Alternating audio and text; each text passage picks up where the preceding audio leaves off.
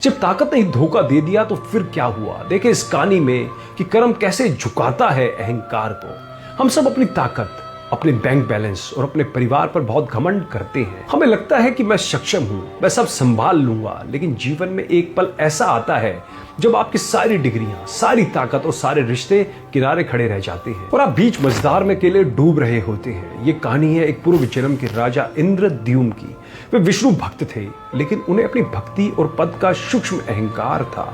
एक बार वे तपस्या कर रहे थे, तभी अगस्त्य से मुनि वहां आए। राजा ने अहंकार वश उनका स्वागत नहीं किया। ऋषि ने क्रोधित होकर कहा, राजा तुम्हारा व्यवहार एक जड़ बुद्धि वाले जानवर जैसा है, इसलिए जाओ तुम हाथी बन जाओ। राजा गजेंद्र हाथियों का राजा बनकर जन्मे। गजेंद्र को अपने शारीरिक शक्ति पर बहुत नाज था। वह जंगल का सम्राट था। हजारों हथिनी और बच्चे उसकी सेवा में लगे रहते थे।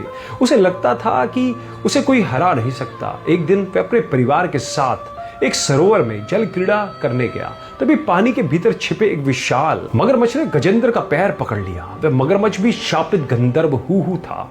यहां से संघर्ष शुरू हुआ। गजेंद्र ने अपनी पूरी ताकत लगाई।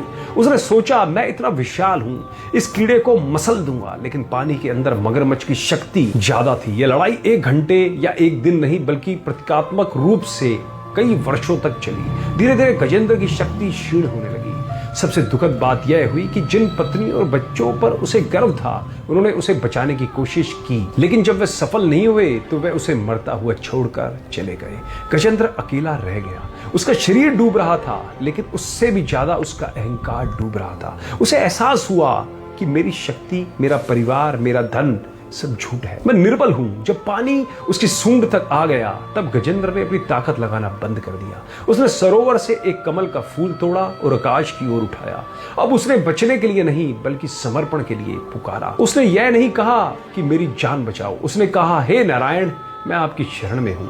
यह जीवन आपका है। जैसे ही मैं मिटा, वैसे ही हरि प्रकट हुए। भगवान विष्णु गरुड़ पर बैठकर आए और अपने सुदर्शन चक्र से मगरमच्छ का मुंह फाड़कर गजेंद्र को मुक्त किया। अहंकार का पैर छूट गया और आत्मा आजाद हो गई। दोस्तों, कहानी हमारे जीवन का आईना है। कैसे यह मगरमच्छ हमारा काल या मुसीबत है जो कभी भी पैर पकड़ सकता है, और दूसरा, हम जीवन भर अपनी समस्याओं से खुद लड़ते हैं। हम ईश्वर को विकल्प मानते हैं। ईश्वर तब नहीं आते जब हम लड़ रहे होते हैं, वे तब आते हैं जब हम पूरी तरह हार मानकर उन्हें पुकारते हैं।